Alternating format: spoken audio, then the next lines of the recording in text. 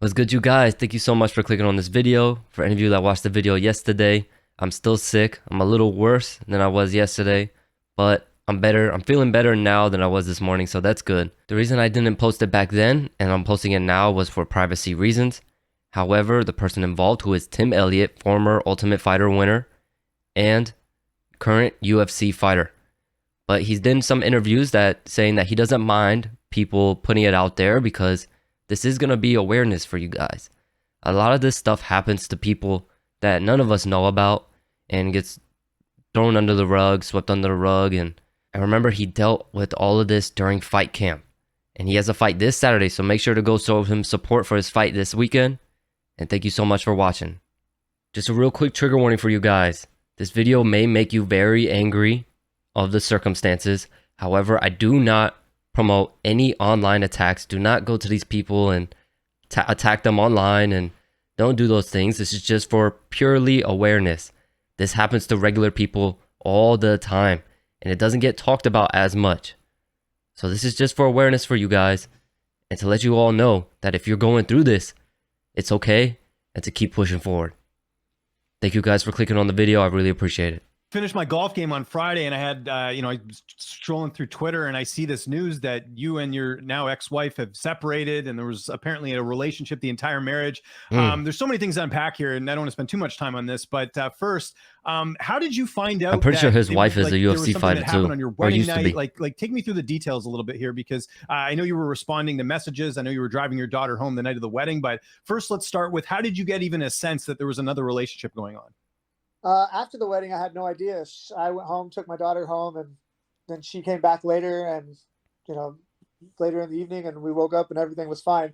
A few months down the road, she just kind of shut down, and things were different. I could tell, and I didn't really know. She said that she wanted to leave me. She said she was leaving me because of things that I was doing, and I didn't argue. So I packed my shit, and I think I stayed in my car for a few nights, and then she called me and told me that I should go stay with her friends, that they have a house in Kansas City, and they came from Seattle, or they were her friends from Seattle, but they moved there from Hawaii, and they had a spare bedroom. So I went over there, and this couple, like, they made me soup and stuff, and was telling me like, oh, it's fine. Like, Gina just doesn't love you anymore. And I was fine with leaving. And then like, a few hours later, I was getting texts from Gina saying how she loved me and that she was sorry. So I showed these people, and like, they could see that I was tormenting myself and stuff. And then finally, I accused Gina of having something with Kevin Kroon before, and she always said no, and I didn't have any proof. So then I always felt bad about that. Well, then later, this lady showed me hundreds of texts describing everything. And what I released is actually pretty light for what actually happened. And later on down the road, she told me that it all started on the wedding night. And she said she didn't have sex with him on the wedding night, that she just made out with him when I was at home. This is just as bad. But after that, the whole time they had a relationship, and I went and cornered this guy in 2 of his bare knuckle fights. I had pads for him. I taped his rounds. Wow. I game planned for his opponents. I watched tape, and paid my own way to get out there. Paid for my own meals, and that's took crazy. my wife with me. And the whole time they had a thing going, and they're still together now. So what? I mean, it's heartbreaking, and it cost me some money. I put my Vegas Airbnb was in her name, and so she got that, and I gave her half my savings. But technically, we were never even married. She didn't fill out any of the paperwork. We just had a wedding. I didn't even know that we weren't married until I thought we were going to have to get a divorce, and then kind of find out we weren't even legally married. So it's been a big mess. I mean, she didn't sign the paper. He did, but she definitely didn't. Money, that's not a problem. My daughter's young enough now to where hopefully this doesn't scar her for life. But Gina's been the main woman in her life for 6-7 years of my daughter's 8 years of life. So it's weird for her not being around, but and you got kids with, it is what it is. I got things I got to worry about. And that's I got my crazy, career, and I got bro. my kid, and that's enough. Yeah, well, again, really sorry to hear this, man, because again, I'm someone who's married. I know relationships are tough, but that's just crazy that this sort of all unfolded like this. In fact, I remember us doing an interview when you were in Vegas, and I think you two just said started dating. So it's just weird that this happens like out of the blue. I just, kind of timeline wise, you mentioned that there was a talk of separation. Like, when did that happen? Was that recent, or was that shortly after the wedding? Because it seemed like after you guys got married, things were fine. I don't know, maybe unless social media is deceiving us all. No, I thought things were fine. But she was in a relationship with him for they were in a relationship for 3 months before I found out, and then as soon as I found out, I came to Texas. So Okay, so this was after, because you got married in 2020. I was just trying to figure out when was the separation. yeah, Like, when did you October move up? 2020, and I think separation happened in December. I mean, the guy played Santa Claus. We had a Christmas party. Kevin Kroom played Santa Claus at my Oh Christmas party, no. which was on Christmas Eve, which was my The nerve birthday. of So this there's dude, bro. pictures of me and my daughter sitting on this guy's lap, and me and my daughter and my wife Wow. sitting on this guy's lap. Like, it's That's It's and it crazy. goes way worse. It's I don't want to get too Yeah, far no, no, into it. we don't need to, but I think even that in itself, well, even that photo you posted on Twitter where, you know, he's putting the microphone up to Gina and she's talking to your daughter. Like, how can someone do that and feel like that's just, it's insane. And I've known, to be honest, I knew Kevin before he even trained at your gym, and it's just like shocking to see all this stuff come out. And I guess you can't really, you know, you look at someone on the surface, there's other stuff behind that, right? So it's pretty The crazy. thing is I knew who Kevin was. He bragged about the kind of guy that he was. I just, you know, I trusted my wife, and I trusted people around me, and you know, that's something I'm gonna have to be better with. So lessons learned. You know, it's not gonna stop me from doing what I'm doing, and it's not gonna affect me on this fight. That's for sure. And just last thing on this, and again, we'll wrap things up here. What's been the response like? Because again, a lot of people saw what happened. They know what a great guy you are, what a good father you are, and I saw a lot of positive stuff. I saw a lot of idiots, but you know, you don't need to respond to those people on Twitter, Tim, because you don't need to explain anything. It's your own issue. But what's been the feedback like? I'm sure you've had a lot of people step up and really support you in this tough time.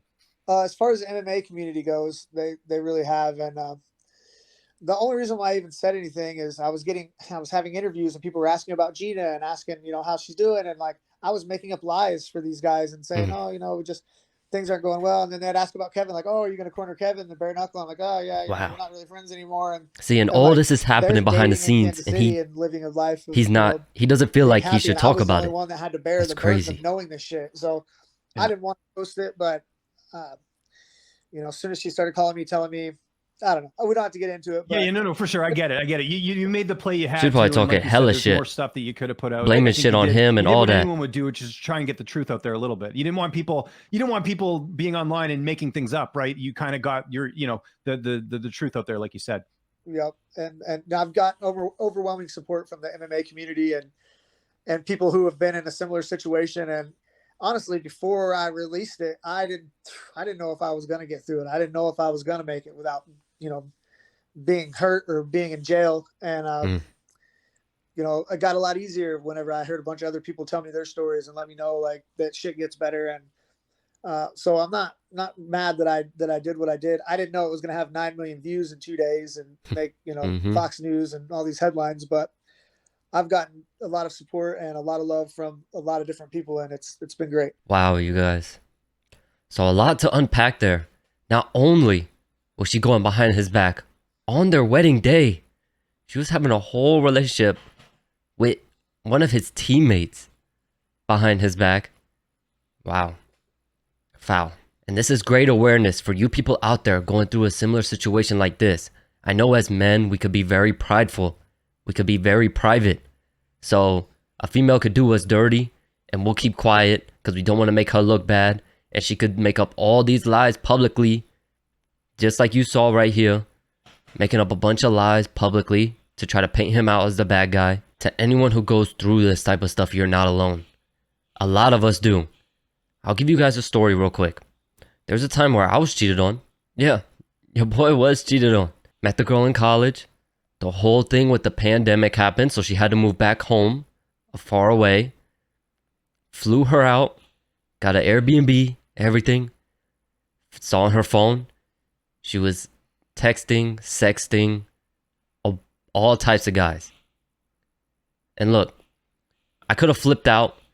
I could have made a little video and posted it and made it go viral, and for the attention, I took it on the chin. I told my father at the time because I didn't know what to do. The Airbnb was in my name, so if I left her in that Airbnb, she could possibly tear it up, and then I'd be paying all these fees to get it fixed. My father just told me, check out and get out of there. I did, and I never looked back. And when I tell you this, I'm not lying. She made a bunch of fake phone numbers, all types of stuff to try to contact me. Sometimes the best thing to do is just to move on with your life. Life is too short for people like that. Just don't even give them any more energy. Just move on with your life And I promise you, in the end, it might hurt in the beginning, it might suck, but in the end, you'll be the one getting the last laugh because karma works in very funny ways. So unfortunately, right now, she is in a relationship with this guy, but I'm telling you, karma works in mysterious ways. And like I said, don't send any hate towards anybody. Show Tim Elliott some support for his fight this weekend, and I'll leave the original video link down below. Thank you guys so much for watching, and I'll catch you in the next one.